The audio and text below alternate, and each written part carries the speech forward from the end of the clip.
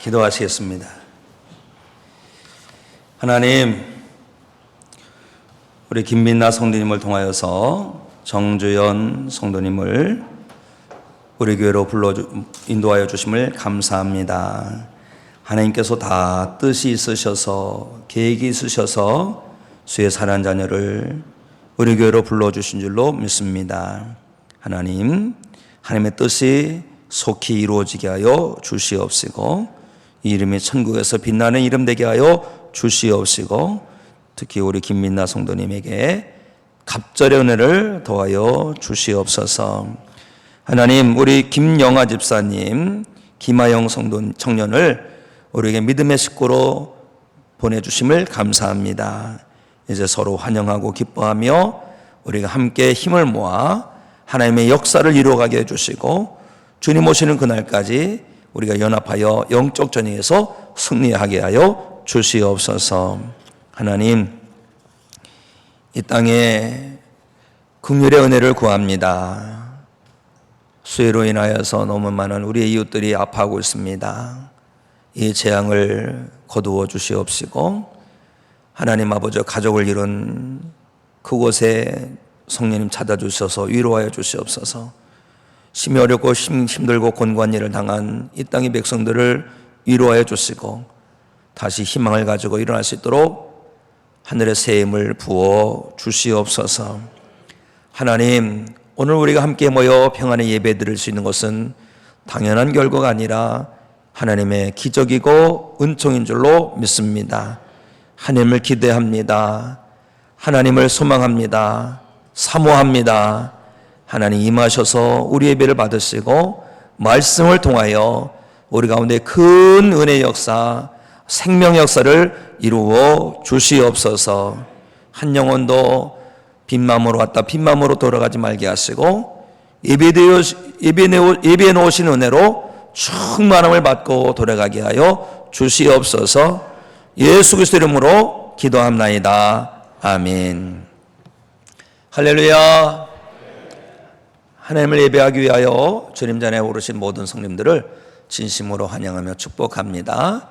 하나님의 평강이, 하나님의 위로하심이, 하나님의 힘주심이 성도 여러분 가운데 충만하시기를 예수님의 이름으로 축원합니다. 축원합니다. 흑백 사진 하나 보여드리겠습니다. 이게 흑백 사진이에요. 미리 아시는 분도 있겠지요. 제가 아주 어렸을 적에 보았던 사진이니까.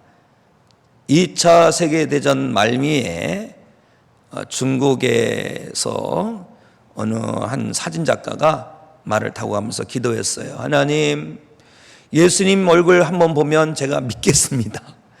이런 믿음 없는 말을 했는지, 믿음 없는 기도를 했는지 그렇게 기도를 간절히 했어요. 그런데 갑자기 사진을 찍어라 이런 말이 막 들리는 거예요. 이걸 보니까 눈이 덮였는데 막 눈이 막 둔성둥 녹기 시작하는 거예요. 검은 흙이 막 드러난 겁니다. 그래서 마려서 내려서 사진을 막 찍었어요. 집에 가서 이렇게 사진 인화해 보니까 세상에 이 그림이 나왔습니다. 이 그림은 눈과 흙의 그림입니다. 그런데 뭐가 보이나요? 네, 눈이 보이죠? 눈이. 흙이 보입니까? 허연 게 눈이고 검은 게 흙이에요. 그런데 여기서 어떤 분은 예수님을 보는 분도 있어요. 염려하지 마세요. 예수님 안 보여도 구원에는 전혀 지장이 없습니다. 그런데 어떤 분은 여기서 예수님 얼굴을 보더라는 거죠. 자, 다음 장을 한번 보실까요? 다음 장을 보시 바랍니다. 뭐가 보이십니까? 이 그림은요, 1915년도에 미국 윌리엄 일리 힐이라는 분이 그린 그림인데요. 그림의 이름이 그겁니다. 나의 아내와 시어머니예요. 나의 아내와 시어머니. 시어머니가 보이십니까? 이거 안 보이시는군요. 네. 또 아내가 보이십니까? 자, 여기서 연세 드신 어르신의 모습이 보인다. 손 들어보세요. 내리시옵소서. 사진 안 찍어도 다 인터넷 나옵니다. 네. 그리고 젊은 아내가 보인다. 내리시옵소서. 영안이 열릴지어다. 안 열린 사람이 너무 많아요. 아무것도 베린 게 없다. 베린 게 없을 수도 있죠. 자, 다음 그림을 보여주시면, 자, 보세요. 성도님들 보시기에 오른쪽에 있는 게 할머니 사진입니다. 또 성도님들 보시기에 왼쪽이 젊은 아내의 모습이죠. 누구는 젊은 아내를 보고 누구는 연세 드신 어르신을 보더라. 다 보는 게 다르다는 겁니다. 그래서 보는 게 뭐 전혀 문제가 없는데, 어느 해석에 의하면, 심리적인 해석에 의하면 마음이 젊은 사람, 나이가 젊은 게 아닙니다. 마음이 젊은 사람은 젊은 사람이 보인대요. 마음이 좀 그 연세가 있으시 지긋하게 노련하신 분들은 할머니가 보이신답니다. 저는 두 개 다 보여요. 자, 다음 장 보여주시기 바랍니다. 네, 뭐가 보이시나요? 나무가 보이죠, 나무가. 네, 나무가 보입니다. 또 뭐가 보이시나요? 네, 사자가 보입니다. 또 뭐가 보이셔요? 네, 고릴라가 보이죠. 또 보이는 게 있어요. 물고기가 보여요. 물고기. 또 뭐가 보이나요? 하늘이 보이죠. 하늘. 그런데요, 인터넷 검색을 해보시기 바랍니다. 나무, 고릴라, 사자 이렇게만 검색해도 이 그림이 뭘 테스트하는지를 잘 설명해 놓았습니다. 뭐 고릴라가 어디 있냐는 둥, 뭐 사자가 어디 있냐는 둥 전혀 문제가 안 됩니다. 안 보일 수도 있어요. 자, 제가 이 그림을 보여드리냐면 보는 사람마다 다 다르더라. 이걸 관점이라고 그래요. 관점. 관점이란 뭐냐? 사물을 관찰하거나 고찰할 때 그것을 바라보는 방향이나 생각하는 입장이다라는 거예요. 제가 지금은 절반 남았대요. 일부 예배 때는 제가 목이 컬컬해서 자꾸 마셨어요. 마셨더니 물이 얼마 안 남았거든요. 지금 절반이 남았어요. 이만큼 반밖에 안 남았네 이라는 사람이 있고, 반이나 남았네 라는 사람이 있죠. 다 다른 거예요. 누구는 얼마 뭐 이렇게 많이 안 남았네 이런 뜻이고, 어떤 사람은 아직도 남아있네 이런 뜻이죠. 보는 관점이 다 다르다는 겁니다. 역사를 바라보는 건 마찬가지예요. 다 어떤 사람은 잘 됐네 못 됐네 어떻네 이 얘기를 하는데, 그렇게 말을 하는 사람들이 도대체 어떤 관점에서 보았기에 저런 말을 할까라는 것을 살펴보면요, 우리가 시험 들지 않을 수가 있어요. 오히려 우리는 무슨 일이 있는지 잘 분별할 수가 있습니다. 자, 오늘 말씀해 보면 시각장애인에 대한 말씀이 나오죠. 시각장애인에 대하여 제자들이 바라보는 관점이 있고요, 예수님이 바라보는 관점이 있어요. 우리는 제자들이 보는 관점도 소중하지만 제자들이 보는 관점에서 더 나아가 예수님의 관점을 갖고 예수님의 관점에 붙들려서 살아야 할 줄로 믿습니다. 한 시각장애인은 태어나면서부터 시각장애를 갖고 태어났어요. 더군다나 이 사람은 가난해서인지 길에서 구걸을 하고 있습니다. 예루살렘에 가신 예수님은 제자들과 함께 길을 가시다가 길가에 앉아서 구걸하고 있는 시각장애인을 보았어요. 제자들은 예수님께서 그 시각장애인을 주의하여 보는 것을 보고 얼른 이런 질문을 합니다. 라삐요, 선생님이란 뜻입니다. 라삐요, 이 사람이 맹인으로 난 것이 누구의 죄로 인함이니까? 자기니까? 그의 부모니까? 저 사람 때문에 시각장애인이 된 건가요? 저 사람의 부모님 때문에 시각장애인이 된 건가요? 이런 말이에요. 제자들은 3년 동안 예수님과 동행하면서 하나님 나라에 대한 많은 교훈을 받았어요. 예수님 만나서 제자가 되기 전에는 영적이지 못했을 것입니다. 그런데 예수님 만나서 하나님의 말씀을 듣고 예수님의 말씀을 듣고 영적인 사람으로 성숙했음이 분명합니다. 그렇기 때문에 제자들은 그 사람을 바라볼 때 저 사람이 누구의 죄 때문이냐고 이렇게 물었던 것입니다. 만약에 영적이지 못했다면, 제자들이 영적이지 못했다면 그랬을 거예요. 저 사람이 얼마나 벌을까 오늘? 요즘 국어를 통해서 돈 많이 버는 사람도 있다고 하던데 도대체 얼마나 벌을까? 이런 게 궁금할 거예요. 또 저 사람의 부모님은 얼마나 가난하길래 저 사람을 저렇게 길가에 앉아서 구걸하게 만들었지? 도대체 저 사람의 부모님들은 어떤 사람인가? 이런 궁금함이 있을 거고요. 또 어떤 사람은 저 사람이 무슨 병에 걸렸나? 어떤 사고를 당했나? 이런 것에 관심이 있을 거예요. 그런데요, 제자들은 그런 것에 관심 갖지 않았어요. 제자들은 예수님과 동행하면서 예수님과 동감하면서 하나님 나라에 대한 영적 교훈을 많이 받았습니다. 그래서 이제 영적인 관점이 생긴 거예요. 영적인 관점이 생겼기 때문에 저 사람이 저렇게 시각장애가 된 것은 누구의 죄 때문이냐고 물었던 것입니다. 우리가 살아가면서 어려운 일을 당할 때가 있어요. 어렵고 힘든 일을 당할 때 우리는 다른 사람 탓하거나 누구에게 어떤 처지를 탓하거나 어떤 책임을 돌리는 것이 아니라 우리는 그런 일이 있을 때마다 자신을 돌아보면서 하나님, 제가 지은 죄가 무엇이길래 이렇게 진노하십니까? 내 죄를 바라봐야 됩니다. 내 죄를 바라보고 내가 지은 죄가 깨달아지면 아이고 주여 하면서 회개하는 성도가 되어야 할 줄로 믿습니다. 이 예수님의 제자들은 시각장애인을 볼 때 죄의 관점으로 바라보았어요. 이것은 분명한 것은 영적인 성장이 있는 것입니다. 그렇죠? 우리도 예수님 믿으면 믿을수록 영적인 성장을 이뤄서 영적인 안목, 영의 눈이 열려야 할 줄로 믿습니다. 그런데요, 영의 눈이 열릴 때 겸손해야 합니다. 겸손해야 돼요. 우리는 예수 그리스도를 믿으면 구원받고 새로운 피조물이 됩니다. 우리는 예수 그리스도를 믿음으로 말미암아 이제는 구원받았지만 우리가 이루어가야 될 구원의 사명이 있어요. 뭐냐? 예수 그리스도의 충만한 분량에까지 자라나야 됩니다. 성장해야 됩니다. 우리의 믿음이 예수님을 닮아가고 또 닮아가는 성도가 되어야 됩니다. 에베소 4장 13절 말씀을 보면 그리스도의 장성한 분량에 충만한 데까지 이르러야 된다는 말씀을 볼 수가 있어요. 매일 자라야 되는 거예요. 성도 여러분, 우리는 소위 은혜 받았을 때 겸손해야 할 줄로 믿습니다. 그런데 은혜 받으면요, 영의 눈이 열려요. 영의 눈이 열리고 영의 관점이 생깁니다. 영의 눈이 열리고 영의 관점이 생기면요, 그동안 보이지 않는 게 보여요. 그런데 문제는 뭐냐면 영의 눈을 열을 때 어설프게 열면 안 되는 겁니다. 영의 눈이 열리더라도 활짝 열려야 되는 거예요.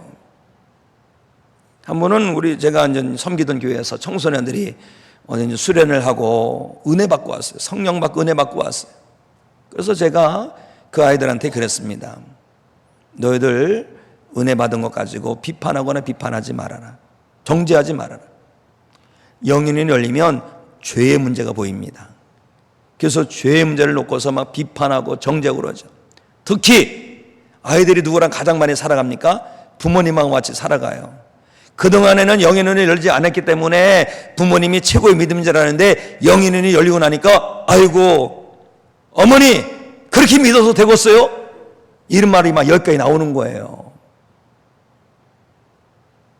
그러면 안 되는 거예요. 영의 눈이 조금 열려가지고 죄가 보이니까 비판하고 정죄하고 그렇게 믿어서 되겠느냐고 이러면 안 되는 거예요. 제자들이 딱 그런 꼴입니다. 지금 시각장애인을 볼 때 영의 눈이 열렸는데 시각장애인을 볼 때 아, 저 사람이 죄 때문에 그런 거구나 이렇게 보게 된 거예요. 그런데요, 예수님은 제자들이 저 사람 때문에, 저 사람의 죄 때문에 저렇게 시각장애가 된 건가요? 저 사람의 부모님 때문에 저 사람의 부모의 죄 때문에 시각장애가 된 건가요? 이러한 제자들의 질문에 동의하지 않으셨어요. 오히려 예수님이 이런 말씀하십니다. 3절 말씀 보십시오. 예수께서 대답하여 이르시되 이 사람이나 그 부모의 죄로 인한 것이 아니라 그에게서 하나님이 하시는 일을 나타내고자 하심이라. 죄의 문제가 아니라 하나님의 역사의 문제라는 거예요. 예수님의 관점은 어떤 관점이에요?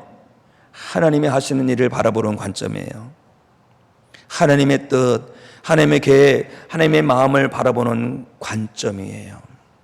성도 여러분, 우리의 믿음이 제자의 믿음들처럼 어설픈 믿음이 되면 안 됩니다. 우리가 영의 눈을 열어야 되는데 어설프게 열어서 죄를 바라보고 정죄하고 비판하고 걸림돌이 되고 넘어지게 하고 상처 주면 안 됩니다. 거기서 도약해야 돼요. 그거 참 귀한 겁니다. 죄의 문제를 바라보는 건 정말 귀한 거예요. 그 죄의 문제는 첫째 나의 죄를 바라봐야 되는 겁니다. 그리고 다른 사람을 향해서는 예수님의 관점을 가지고 저 사람이 저렇게 힘들고 어려운데 그 어려운 일 속에 담아놓으신 하나님의 뜻이 무엇인가, 하나님의 계획이 무엇인가, 하나님의 하시는 일이 무엇인가, 이것을 바라봐야 할 줄로 믿습니다. 하나님은 죄를 지을 때 징계하십니다. 혹여나 내가 죄를 졌는데 징계하지 않은 하나님께서 징계하지 않으신다면 이거야말로 통에 자복해야 될 일입니다. 왜요? 내놓은 자식이거든요. 그렇지 않겠어요? 내가 죄를 졌는데 하나님께서 내 죄를 갖다 다스리지 않으시면은 나는 내놓은 자식이 되는 거예요. 어차피 지옥에 떨어질 자식이라는 거예요. 그런데 내가 죄를 졌을 때에 하나님께서 징계하실 때 아이고 주여 제가 잘못했습니다. 회개합니다. 주여 용서해 주시옵소서 라고 회개하고 나가야 됩니다. 그런데 그거 아셔야 됩니다. 하나님께서 진노하시고 징계하시고 우리 가운데 힘들고 어려움을 주시는 것은 그 자체가 목적이 아니에요. 하나님의 뜻은요, 징계가 아닙니다. 미래가 하나님의 뜻이고 희망이 하나님의 뜻이고 평안이 하나님의 뜻인 줄 믿으시기 바랍니다. 이거 믿어야 됩니다. 요즘 우리나라가 이제 아이들이 학교 들어가야 되는데 애들이 학교 안 오니까 이게 어떻게 된 일인가 막 조사를 하다 보니까 세상에 애들을 학대한 부모들이 막 나타나고 죽인 부모가 나타나고 있어요. 우리가 그럴 수 있습니다. 아이고 세상 말세다 세상 말세다 이러면서 막 탓하고 막 정권 탓하고 이런 것은 우리가 그리스도인들이 할 일이 아닙니다. 왜냐하면 옛날에는 더 많았는데 발견되지도 않았어요. 알지도 못했어요. 우리 사회가 건강해지니까 이런 일이 보이는 거예요.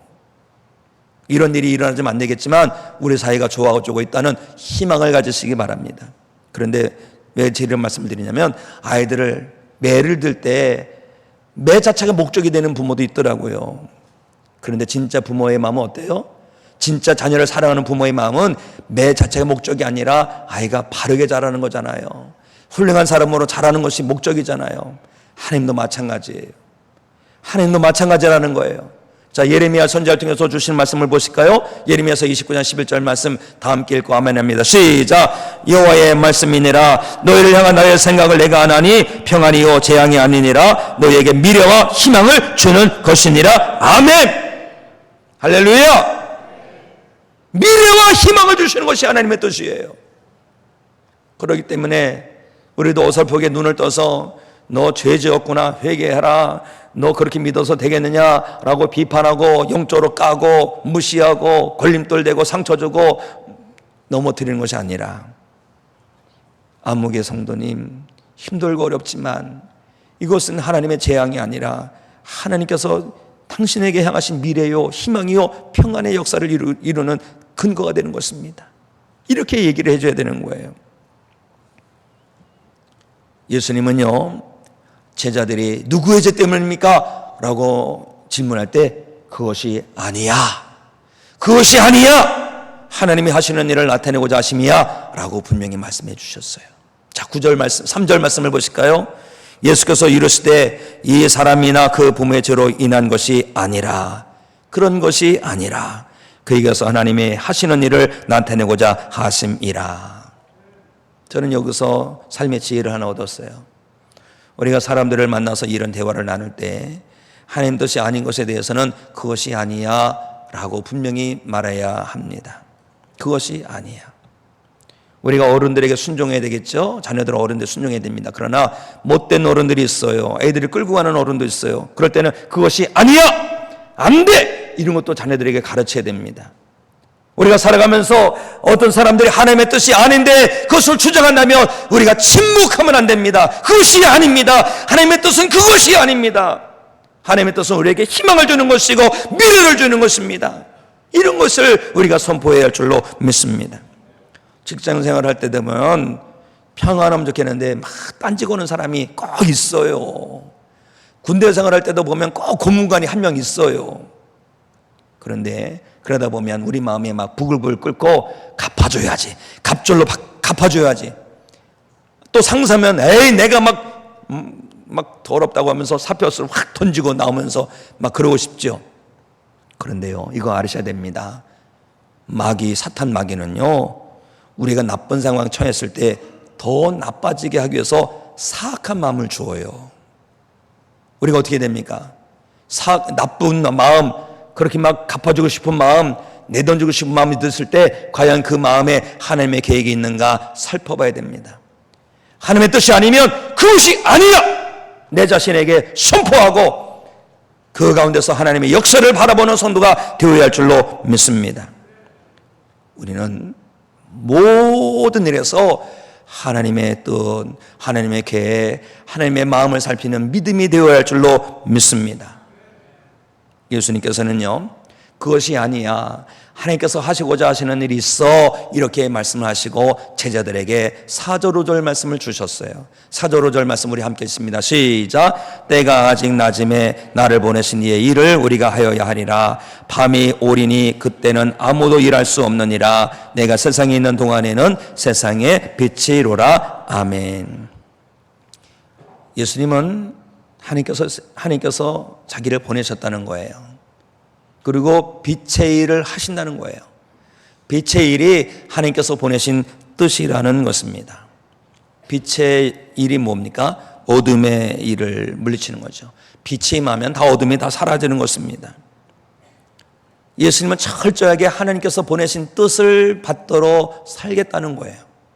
성도 여러분, 우리도 예수님을 닮아서 하나님의 뜻을 받들어 살아야 할 줄로 믿습니다. 그러나 그거 아셔야 됩니다. 예수님은 하나님께서 보내주신 구원자예요. 하나님께서 예수님을 이 땅에 보내주셨어요. 그런데 예수님만 이 땅에 보내주셨나요? 우리도 마찬가지예요. 우리도 하나님께서 이 땅에 다 보내주셨고 우리를 이 땅에 보내신 뜻이 있는 줄로 믿습니다. 물론 어느 부모님은 그래요. 아유, 쟤요 안 날려고 했는데 그냥 실수로 나왔어요. 실수. 그런데요, 부모는 실수할 수 있을지 모르지만 하나님은 실수하지 아니하십니다. 하나님께서 우리를 이 땅에 보내신 것은요, 작품이에요. 작품. 하나님의 오묘한 섭리예요. 옆에 분을 한번 바라보시기 바랍니다. 누가 보여요? 하나님의 작품이 보여요. 옆에 분에게 인사하시기 바랍니다. 성도님은 하나님의 작품이십니다. 그래요? 이러면 안 됩니다. 나는 하나님의 작품이니까 하나님의 뜻으로 살아가야 되겠다라는 그런 마음을 가져야 할 줄로 믿습니다. 하나님의 뜻이 있어요. 그 뜻이 우리 가운데 이루어질 줄로 믿습니다. 사랑의 첫걸음은요, 그 사람의 입장에서 서는 것이에요. 사랑의 첫걸음은 그 사람의 입장에 서는 것. 제가 시각장애인의 입장에서 한번 생각을 해보았어요. 태어나면서부터 사랑하는 엄마 아빠를 한 번도 보질 못했어요. 얼마나 안타까워요. 또 태어날 때도 시각장애로 태어났기 때문에 하나님께서 창조하신 이 아름다운 세상 한 번도 보지 못했어요. 얼마나 마음이 아플까. 물론 선천적인 장애로 태어났기 때문에 애초에 몰랐기 때문에 그 마음이 좀 덜 아프지 않을까라는 생각하는 분도 있을지 모르겠어요. 근데 사실 장애인을 보면요, 후천적으로 태어나서 어떻게 하다 보니까 장애를 입은 분들이 80%, 90%에 육박하고 있습니다. 우리도 언제나 누구나 장애인 될 수가 있어요. 그래서 장애인이라고 해서 절대 경시 여기면 안 되고 존중하고 배려하는 성도가 되어야 하는 것입니다. 저는 구걸할 때 제자들이 지나가면서 예수님, 저 사람 누구 죄 때문입니까? 저 사람 죄 때문에 그렇죠? 저 사람 부모님 때문에 그렇죠? 부모님의 죄 때문에 그렇죠? 이런 말을 들었을 때 참 마음이 녹아졌을 것 같아요. 얼마나 정말 속상했을 것 같아요. 그래서 난 저주스러운 인생인가 이렇게 생각했을 것 같아요. 그런데 예수님께서 그것이 아니야. 하나님께서 이 사람을 통해서 하실 일이 있어. 이 얘기를 들을 때 가슴이 쿵쿵 뛰었을 것 같아요. 내가 비록 시각장애로 태어났지만 하나님께서 나를 통해서 하실 일이 있으시구나. 하나님께서 나에게 어떤 일을 하실까? 얼마나 기대될까요? 성도 여러분, 건강한 믿음은요, 하나님을 기대하는 믿음이에요. 오늘 하나님을 기대하며 예배하고 계십니까? 그냥 왔다 가기 위해서 예배한 사람이 한 분도 계시면 안 됩니다. 저는요, 8시 반에 우리 교회 지도자들과 함께 모여서 기도하고 올라옵니다. 어떤 기도를 드리냐? 하나님, 예배를 통하여 하나님께서 일하실 것을 기대합니다. 예배를 통하여 성도님들을 고쳐주실 것을 기대합니다. 하나님, 예배를 통하여 예배 시간에 하나님 앞에 나온 성도들이 문제가 풀어질 것을 기대합니다. 우리가 말씀을 듣더라도 기대하고 들어야 되고, 기도를 하더라도 기대하고 들어야 되고, 찬양을 드려도 하나님을 기대하며 찬양을 올려드려야 할 줄로 믿습니다. 하나님은 기대하는 자에게, 바라는 자에게, 소망하는 자에게, 갈급한 자에게 더 큰 은혜를 주시는 거예요. 그런데요, 하나님의 계획에 그 시각장애인이만 있을까요? 아니에요. 오늘 하나님을 예배하는 우리에게도 하나님의 계획이 있는 줄로 믿습니다. 우리가 이것을 찾아야 돼요.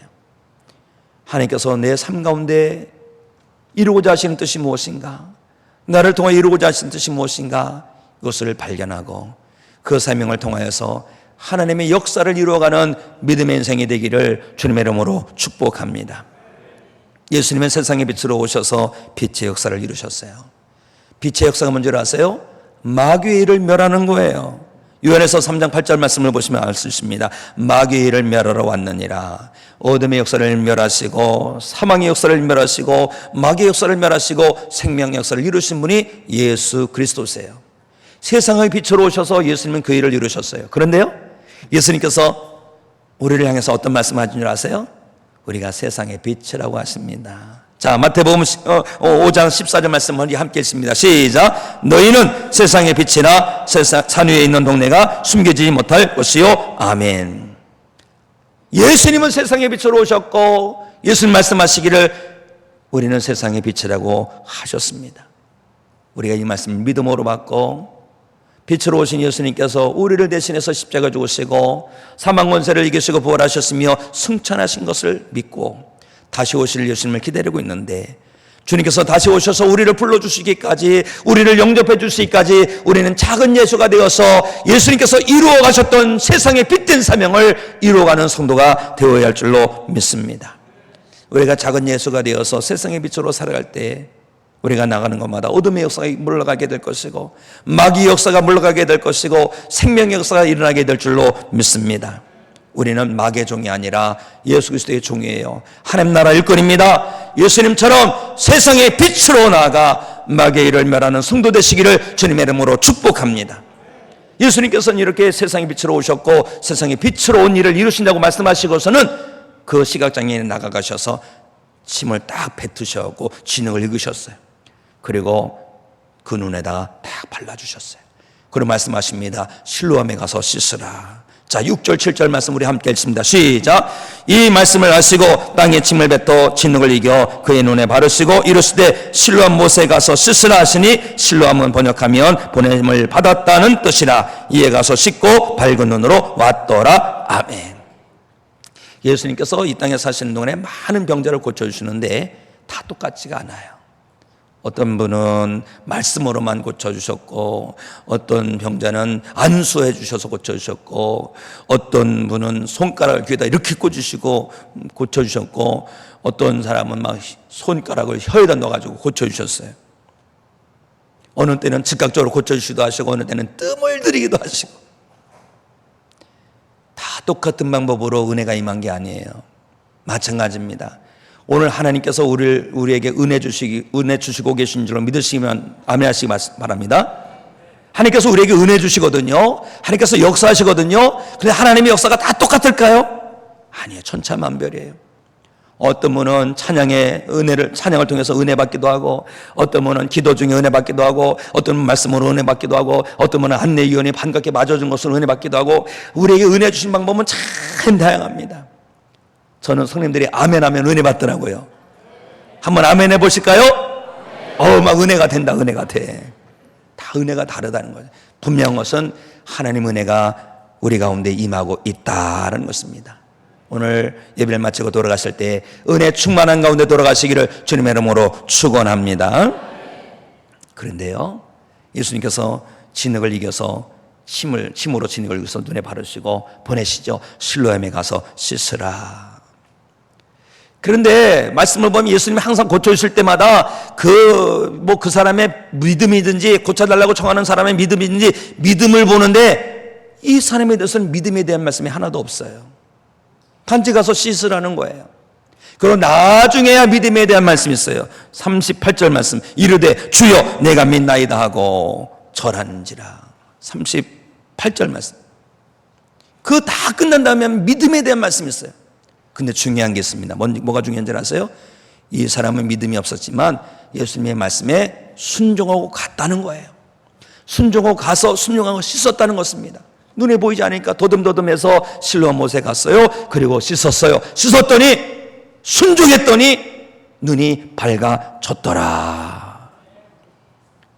하나님 나라와 하나님이 하시는 일 중에 있어서 순종이 얼마나 귀한지를 우리는 다시 발견하게 되는 것입니다.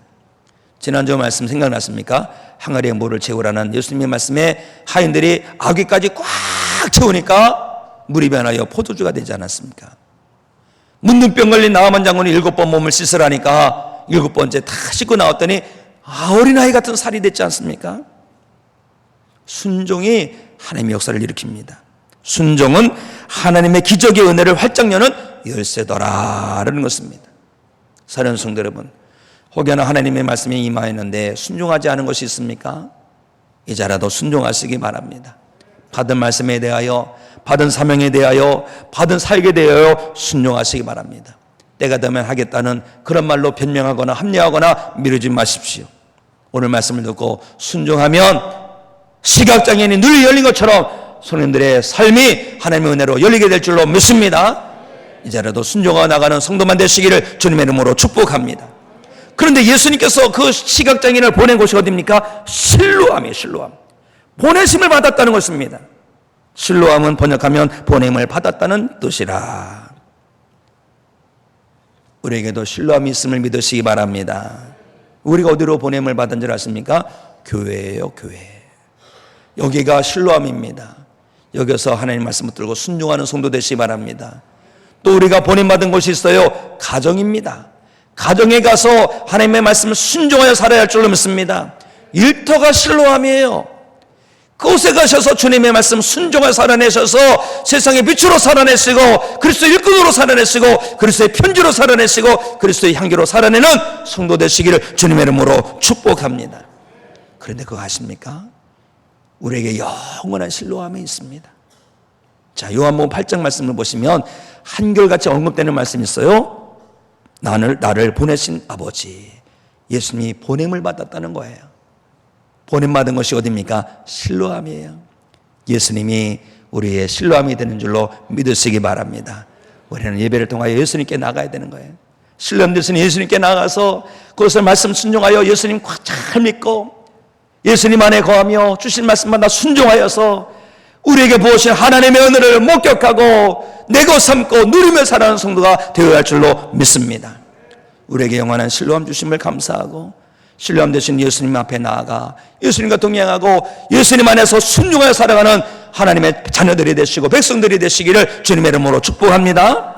우리 자리에서 일어나셔서 실로암 찬양 박수하시면서 영광 올려드리겠습니다.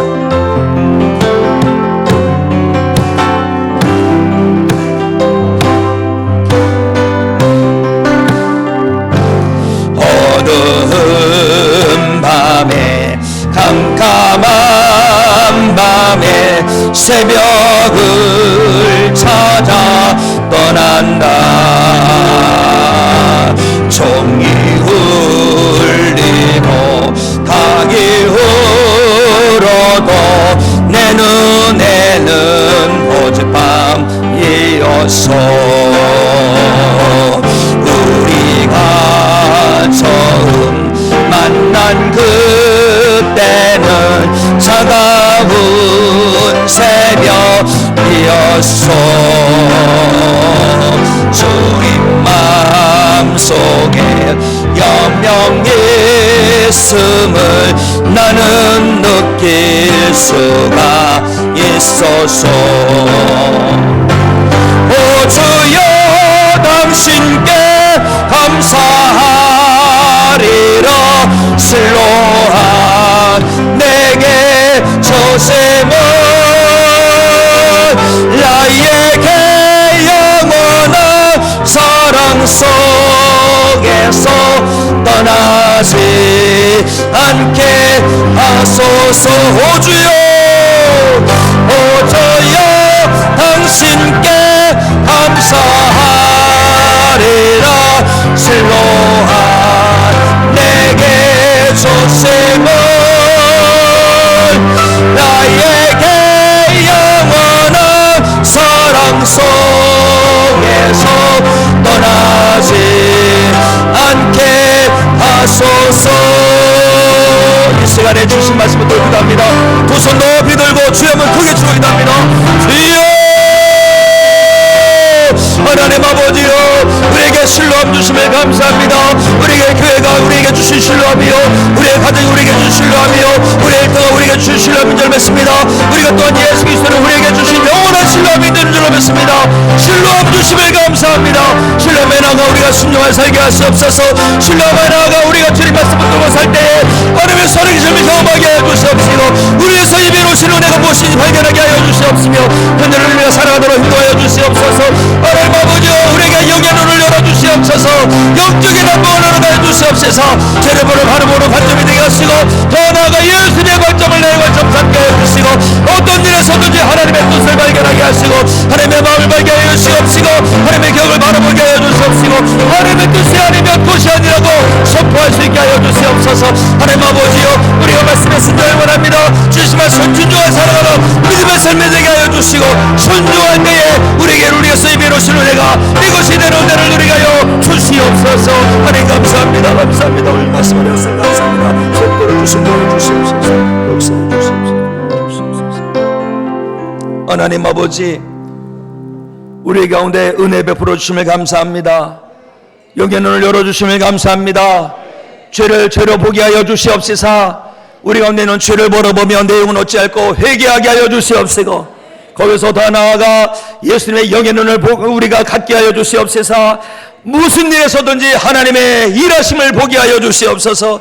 하나님의 계획을 보고 하나님의 뜻을 보고 하나님의 마음을 보게 하여 주시옵소서. 하나님께서 우리에게 주시는 것은 재앙이 아니요 미래하여 희망이요 평안인 줄 믿게 하여 주시옵소서. 우리에게 신뢰함 주심을 감사합니다. 우리 교회가 신뢰함이 되고 우리의 가정이 신뢰함이 되고 우리 일터가 신뢰함이 될 줄로 믿습니다. 그곳에서 순종하게 하여 주시옵시고, 우리의 영원한 신뢰함 되신 예수 그리스도 안에서 언제나 주님과 동행하는 삶을 살게 하여 주시옵시고, 우리 예수님 안에 담아놓으신 하나님의 은혜를 날마다 발견하며 누리며 간증하며 살아도록 인도하여 주시옵소서. 이제는 우리 주 예수 그리스도의 구원의 은혜와 아버지 하나님의 무한하신 사랑과 성령님의 내주교통 역사하심이 언제나 예수 그리스도의 관점을 자신의 관점 삼아 하나님의 일하심을 바라보게 하여 주시옵시고, 또 하나님의 뜻이 아니면 그것이 아니라고 분명히 말하게 하시고, 보여내 주신 곳에서 순종하는 삶을 살기로 하고, 신뢰함 되시는 예수 그리스도께로 나아가 예수님 안에서 하나님의 은혜를 누리며 살기로 결단하고 나가는 모든 성도 가운데, 그 가정 가운데, 지역사회, 나라와 민족 가운데, 열방 가운데 이제로부터 영원토록 함께 하시옵기를 간절히 축원하옵나이다. 아멘.